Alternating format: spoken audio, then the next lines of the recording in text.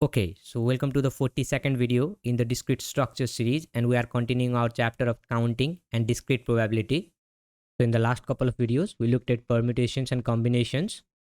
So we looked into this topic 2 videos back, and then we diverted a little bit in our last video looking into an application of combinations, the binomial theorem and the Pascal's triangle. So these have been covered, and as promised, we are getting back to the topic of permutations and combinations.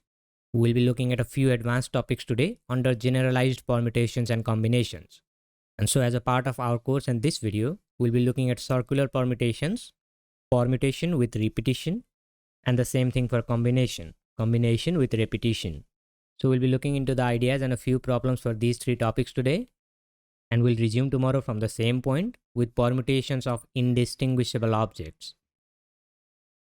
So let us get started with circular permutations. Before we begin this discussion, let us bring back our results of permutations and combinations from earlier. We have already had a detailed look at this under lecture 40. And these are very common results. I know that the permutation of n objects taken r at a time is given by this formula, n factorial by n minus r factorial. And we have a formula for the number of combinations of n things taken r at a time, which is the number of permutations divided by r factorial. And we did this because all of the different r factorial permutations make up a single combination. So I think it would be safe to assume that we are already familiar with these results. And let us recall one more result. In fact, the permutation of n objects taken all at a time is simply given by n factorial. We derived this by plugging r is equals to n in this expression. That will make the denominator equal to 0 factorial and equal to 1. Okay, with the basic results in place, let's start with our first discussion. So circular permutation is a special case in permutation that counts the number of arrangements of things in a circle. And the name circular permutation is designed to oppose something called a linear permutation. So let us demonstrate by considering an example collection with 3 elements. So let us consider the items A, B and C. If I want to evaluate the linear permutation of these 3 things, it is given by this formula. So assuming I'm taking all 3 of these 3, I can tell the number of permutations is equal to P33 is equal to 3 factorial. This is just equal to 6. And for the sake of demonstration, let me list all the 6 permutations here. And you see the name linear permutation is used because these elements appear in a line. A line has a start and an end.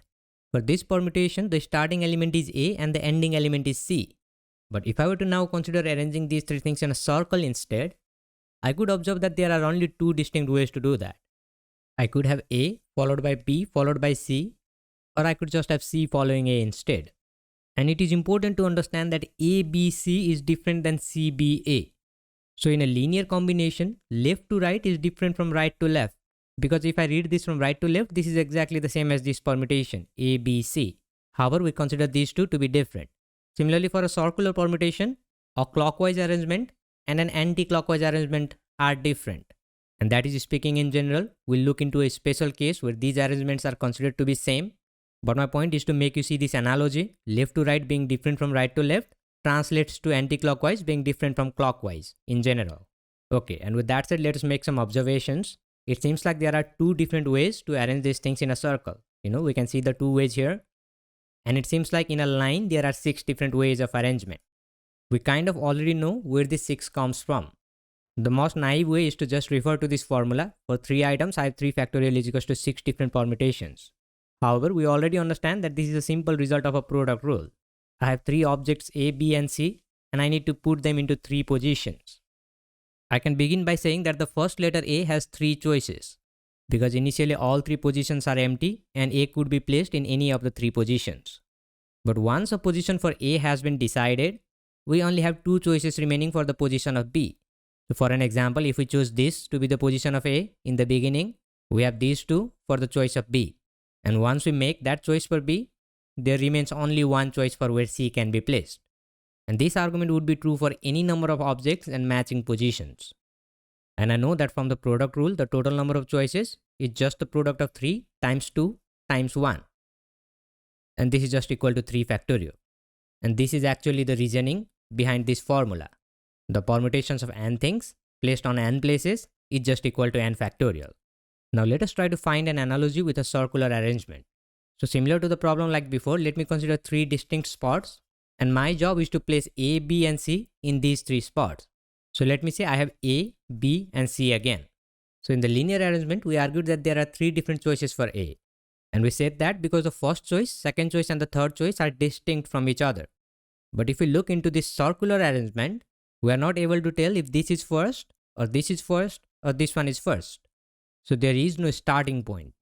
That means if I start by placing a here, this is just a circular arrangement with both the left and right elements of A empty. But if I were to place this A on this position instead, it's still the exact same as before. I have a single A with the left of A empty and the right of A empty. And the same argument will be true if I placed A here. So although there are 3 spots I could technically put A in, I am actually counting the different ways of arrangement. And regardless of where I put my first element A, it always produces the same arrangement. So in my argument, I should say that there is really only one choice for where A can be placed. And again, we are not counting the number of spots, but the number of distinct arrangements when A is placed. But once A has been placed, the place for A has been decided, the remaining structure turns into a line again. Because once A has been fixed, if I put B here, it appears to the left of A, but if I put B here, it appears to the right of A. So apart from these two, there were 2 more other items, let's say here and here. Putting a B here would put it 3 away from A, but putting it here would only put it 1 away from A. So this means once the first element in the circle has been fixed, everything else is arranged in relation to the first element A. So going back to our 3 elements, I can see that once I fix A, the 2 choices where I can put B are different. So B actually has 2 different choices. And once a choice for B has been made, there remains only one choice for C. And when we multiply all of our choices together, this is the number of permutations that we are looking for.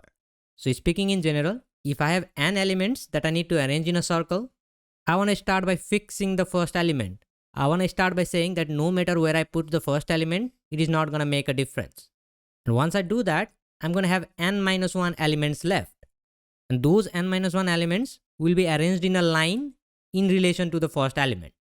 So once the first element in the circle is decided, the remaining structure becomes a line where we arrange the n-1 elements. And that can be done in n-1 factorial ways. So I think the easiest way to remember this is to consider a circular permutation as a linear permutation with one less item. And we are considering one less item because the position of the very first item is arbitrary. So let us mention a few conclusions. Circular permutations of n objects is given by the factorial of n-1. And we said there would be cases where clockwise and anti-clockwise arrangements could be the same. So in our earlier example, the circular arrangement of A, B and C clockwise was different from an anti-clockwise arrangement. The total number of permutations is further reduced by a factor of 2 because every clockwise permutation will have an equivalent counterclockwise permutation. Therefore, every pair of 2 permutations will just be reduced into a single permutation.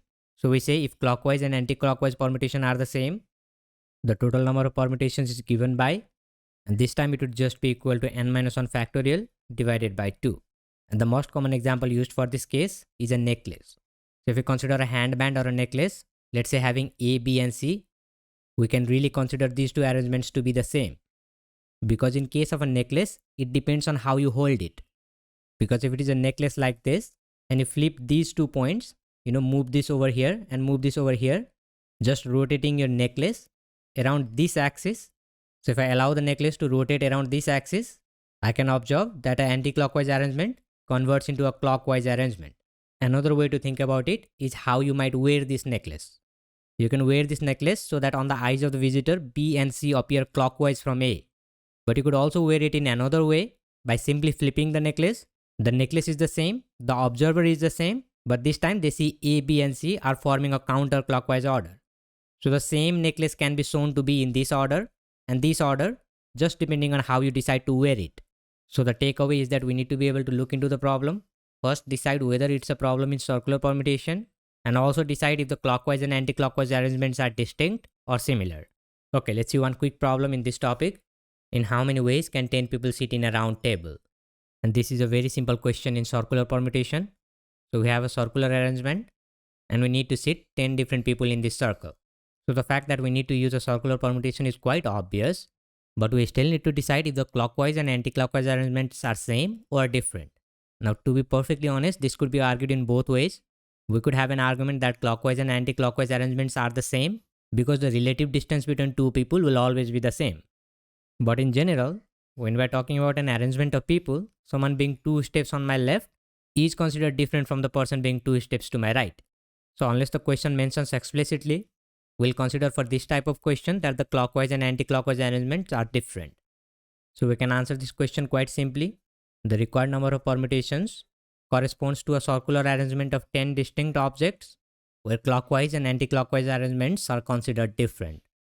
This is given by, we know n-1 factorial, and this is equal to 362,880.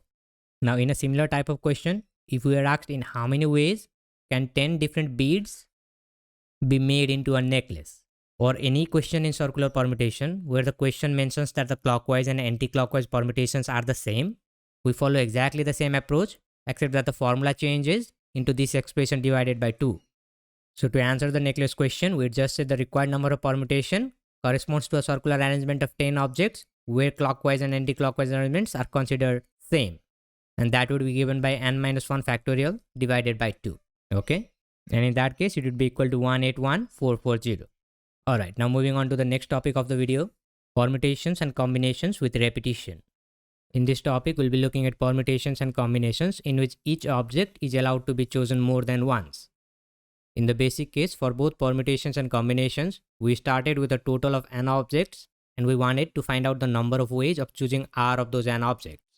And if during the selection we also take the order into account, we would be taking a permutation. And from the same set of n objects taken r at a time, if we didn't care about the order of choice, we would be looking at a combination.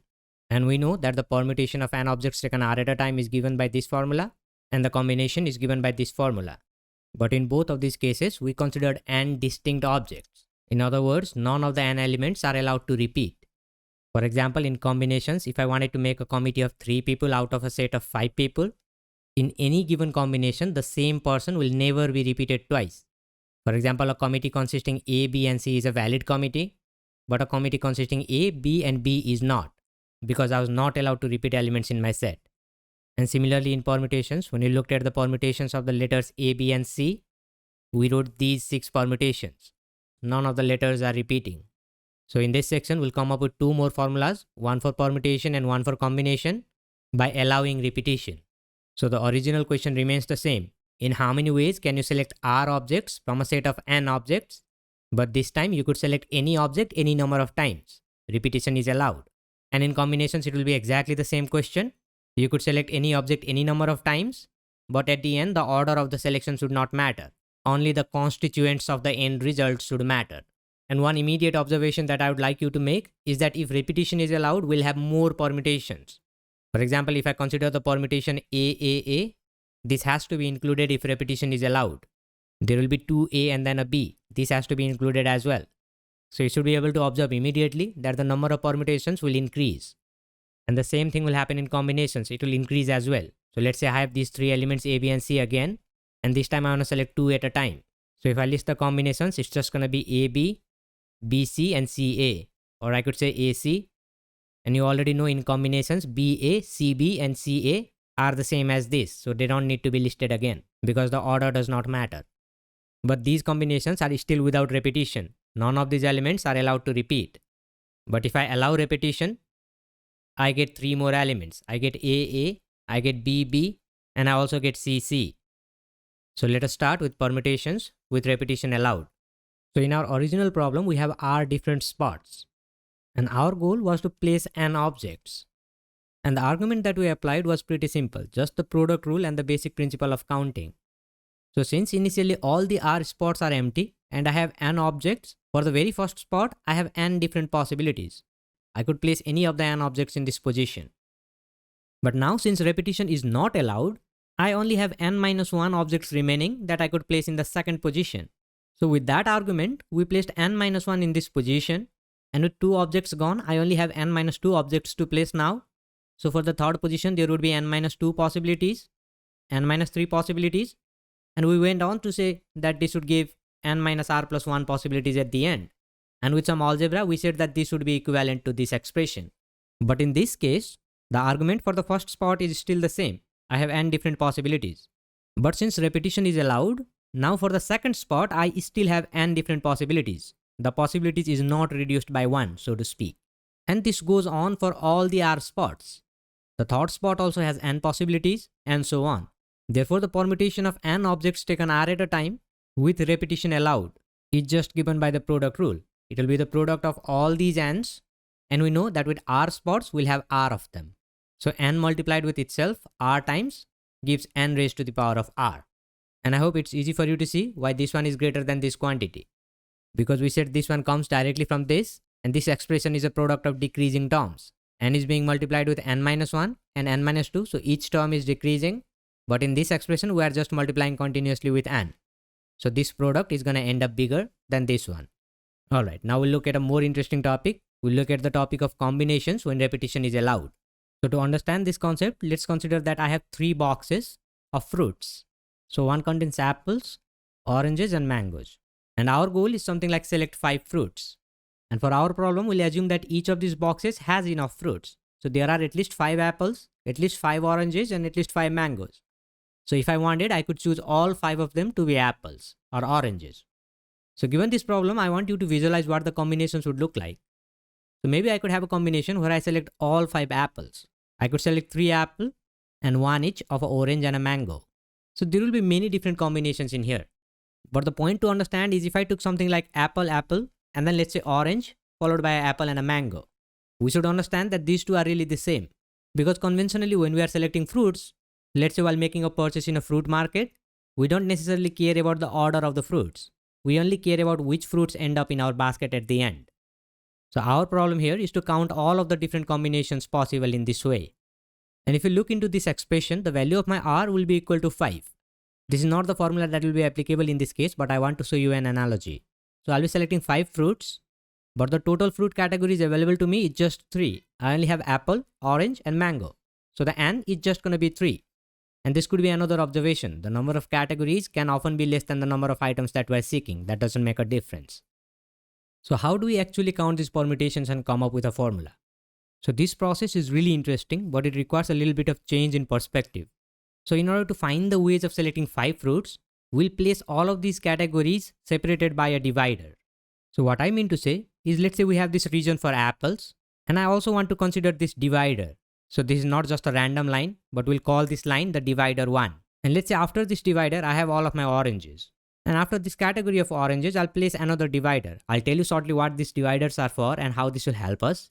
But for now, let's consider the arrangement. Let's call this divider 2. And after the second divider, I have my mangoes. And recollecting my goal is to select 5 different fruits. So the first observation that I want you to make, regardless of the number of fruits, is that we're going to have 2 dividers for 3 categories. So I have 3 categories of fruits, apple, oranges and mangoes. For 3 categories, I'm going to have 2 dividers. If I have 10 different categories, I'm going to have 9 dividers. I hope you can agree with that. And now what I want to do is every time I select a fruit, I want to place a star on the appropriate category. Okay, so let's say I'm selecting this one, all apples. So I'll put 5 stars in the category of apples. If I look at the second one, that consists of 3 apples, an orange and a mango. So that will be represented in this way. It will be 3 apples, and I'll have 1 in the orange category and 1 in the mango category. We know this one is also the same, 3 apples and 1 of each. Let us consider one more maybe, 2 apples, 1 orange and 2 mangoes. So first I want you to agree that every possible selection of 5 fruits can be represented in this way by drawing stars in the respective positions. To do that, you just count the total number of fruits for each category and place the appropriate number of stars in that category. Now let us make a couple of observations and we'll do the big reveal. We can make an observation that in every combination, there are going to be 5 stars and 2 dividers. If I look at this first one, this is star, star, star, star, star 5 times, and then a divider, divider. Okay, there are 7 things. There's nothing in between here. So this divider is followed by this divider. If you look at this one, I have star, star, star, divider, star, divider, star. It's again a total of 5 stars and 2 dividers. The same is true for this one. There are a total of 5 stars and 2 dividers. And I hope you can agree that this will be the case for all possible combinations. Now if I consider this, let me clear this up. If I consider that there are 7 different positions, and where does this 7 comes from? this is the total number of things. In every arrangement, I have 5 stars and 2 dividers. 5 stars and 2 dividers. So that will make a total of 7 different things. And in these 7 positions, I want to place 5 stars and I want to place 2 dividers. So if I just represent a divider with a D and a star with an asterisk, this combination would just look like star, star, star, star, star, D, D, So there will be 5 stars in here, followed by a D in here and D in here. So you should be able to see that this problem ultimately reduces to this problem. In how many ways can you really arrange 5 stars and 2 dividers in total of 7 positions? Moreover, once I fix the arrangement of 5 stars, the arrangement of 2 dividers will automatically be fixed. So let's say I have these 7 fixed positions. If I choose to place stars here, here, I'll just choose 5 random positions. Then on the remaining 2 positions, the dividers will go. And this represents one of the combinations in here. And then the exact same argument is also true for dividers. Let me undo and show you that. If I just fix the position of 2 dividers, the position of stars will be fixed. If I place a divider here and here, let's say, now I'm forced to put a star on 5 of the remaining positions. So in order to count the number of ways to put 5 stars and 2 dividers, we can simply count the ways of one and another will automatically be fixed. So what we really need is the number of ways to put 5 stars in a total of 7 positions.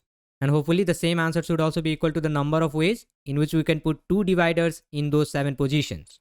And the big question is whether I want to take a permutation or a combination. So if I consider dividers, does the order in which I place the dividers matter? If I place the first divider here and the second divider here, where will the stars go? They will go on the remaining 5 positions. But if I started with this one, if I place this one first and this one here, would that make a difference? No, that would still make 2 dividers and the stars would go on the exact same places. Therefore, the orders in which I place the dividers or the orders in which I place the stars does not matter. So ultimately, I'll be taking a combination of these values. Okay, so combination 7-2 or combination 7-5. And we already have studied CNR is equal to CN n minus R. And that is the reason why these two will be the same. C7-5 will be equal to C7, 2. Alright, so how can we generalize this problem for n and R? So it will just take a minute now. So let's think about it exactly in the same way. In this case, I have n different categories. And that is analogous to the categories apples, oranges, and mangoes in our earlier problem. So when you have n categories, we know that you're going to have n minus 1 dividers. If you have numbers from 1 to n, there will be a total of n minus 1 gaps between them. And from our earlier discussion, we know that we need to represent all of our R items as stars. So the sum of the number of dividers and the number of stars is going to be the total number of positions. So the total number of positions is just going to be, that's going to be n minus 1 plus R. We can write that as n plus R minus 1. And therefore our final answer was to take this number of positions, n plus R minus 1. And in these positions, we could either place n minus 1 dividers or R stars. So I could either place n minus 1 here and take the combination. And we know this is also equal to C n plus R minus 1. And this could just be R. Therefore, we can write our concluding statement. So this combination, if repetition is allowed, will just be equal to one of these two. And we can actually apply the combination formula to get an expression. So it's just going to be n plus R minus 1 factorial on the top divided by, so n minus R. So I want to take a difference of this and this. And that will just produce n minus 1. That will be n minus 1 factorial. And then the other term is just R factorial. I was working with this expression, so I'll just write R factorial. Now you could expand this one and you will get exactly the same expression. Your first difference will produce R factorial and the second term is just n minus 1 factorial. So ultimately we have our 4 formulas. When selecting R objects from a total of n objects, permutation without repetition given by this formula, permutation with repetition given by n raised to the power R, combination without repetition, we already know this formula. And this new formula, I think these forms are easier to remember. And if you remember the logical reasoning we had earlier, this is also pretty easy to remember. So the n minus 1 comes from the number of gaps in n and R is just the number of stars. Alright, now let us solve a couple of problems and we'll close the video for today. I'll put a question here. How many strings of length R can be formed with the uppercase letters of the English alphabet? So generally when we are forming strings from an alphabet, unless the question mentions, we'll consider that repetition is allowed. So we can start by saying there are 26 different letters in the English alphabet. The number of R permutations of 26 with repetition allowed is simply 26 raised to the power R. So very trivial question. We have R distinct spots and 26 possibilities for each of them. We already looked at the product rule and how we come into this expression. So we'll move on to the next question. Suppose that a cookie shop has 4 different types of cookies. In how many different ways can 6 cookies be chosen? So we already know how to look at this kind of problem. So there's type 1 of a cookie, and then we consider there's a divider D1, there's the second type T2, followed by a divider D2, and similarly the third type of cookie, one more divider, and then the fourth type of cookie. And from our earlier discussion, I want to place 6 cookies. That's the same as placing 6 stars. So I could take one of this kind of cookie, maybe 2 of this, and maybe 3 of this. That will make for a selection of 6 cookies. And we argued that the total number of selection of 6 cookies would be found by counting all of the positions, including the dividers 1, 2, 3, 4, 5, 6, 7, 8, 9. And out of these 9 positions, we could either choose to place the 6 cookies, or we could either choose to place 3 dividers. So please always remember in the back of your head that this is what's happening behind the scenes for this problem. But for the sake of our answer, we'll just use the formula. So we're looking at 6 combinations of 4 different items with repetition. So this means my R is equals to 6 and the number of categories N is equal to 4. And we have the formula. This is given by the combination. We take N plus R minus 1 followed by R. And in our case, this will be equal to 6 plus 4 minus 1, comma 6. And this gives me the combination 9, comma 6. And you can calculate this, it's just equal to 84. And you know that the formula also works if you take N minus 1 here. Alright, moving on to the next problem. How many solutions are there to the equation? And the equation says the sum of x1, x2 and x3 is equal to 11. So how do we solve this problem? We have to be able to see this analogy. So we want to find out how many different combinations of x1, x2 and x3 will produce the sum of 11.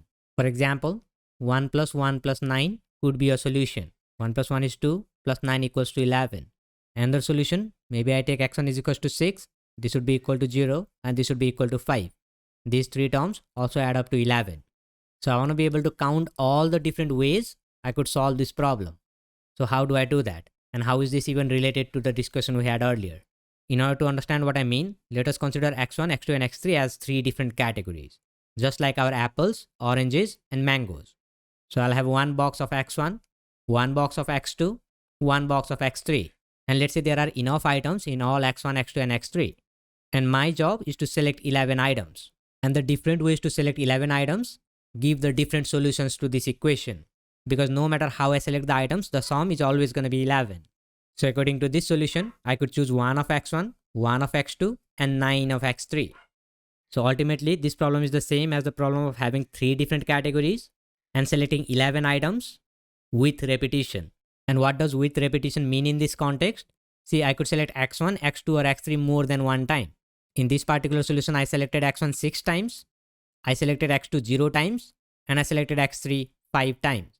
In that sense, considering each of my variables as categories, I'm allowed to repeat in each category. But I want a total of 11 items to be selected. And now we have already looked at a couple of problems how to solve this.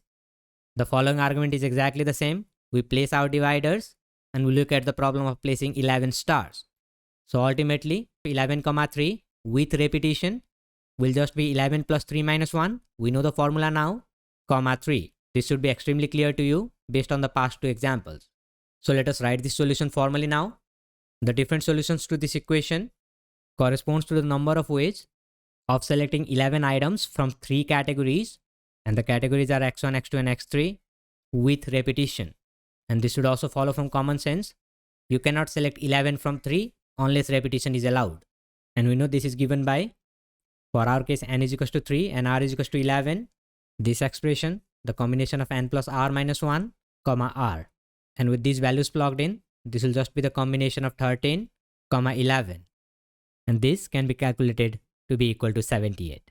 And before finishing this question, there could be one extension that could be asked. So let's say in this question, we are given these constants. We only want the solution for which x1 is greater than 1, x2 is greater than 2, and x3 is greater than 3. Okay, so the question was exactly the same, but it also gave these constants. So now in order to reach a solution of 11, something like 1, 1 and 9 does not work because the value of x1 is not greater than 1. But something like 3, 4, 4 would work because these add up to 11 and the criteria for all x1, x2 and x3 are met. So when this happens, going back to our selection example, and for some variety, let us make this greater than or equal to. We'll also need to know how to handle that. So for x1, we're saying that the value of x1 should be strictly greater than 1. Okay, so it should be at least 2. And we're going to look similarly for other constants. x2 should also be at least 2 because it can be equal to 2 in this case. In case of x3, it should be strictly greater than 3. So it should be at least 4. Therefore, when you're selecting 11 objects, you are forced to select at least 2 of x1. Okay, and you're forced to select at least 2 of x2, and you're forced to select at least 4 of x3. So we'll start our solution by mentioning exactly that. Out of 11, x1 and x2 must be at least 2 and x3 must be at least 4. Therefore, we can have 4 plus 2 plus 2. Okay, x1 is 2, x2 is 2 and x3 is 4. I want to add all of them. So 2 plus 2 plus 4. And this is equal to 8 items pre-selected. Then the equation can be written in terms of the remainders. And we'll write it as x1 dash, the remaining of x1 plus x2 dash plus x3 dash will just be equal to the remaining of the sum. So 8 items are pre-selected out of a total of 11. So 11 minus 8 will be equal to 3. And from this point onwards, the solution is exactly the same. Okay. So whenever you are given the constraints, you'll need to perform this extra step where you rewrite the equation. And you know, this problem is just selecting 3 items from 3 different categories with repetition. So I hope you can complete this solution. This will just be equal to C 5, 3. And this combination is just equal to 10. So under no restrictions, there are 78 different solutions. And under these arbitrary restrictions, there are 10 different solutions. And whenever you are looking at these, you want to see if the equality sign is present.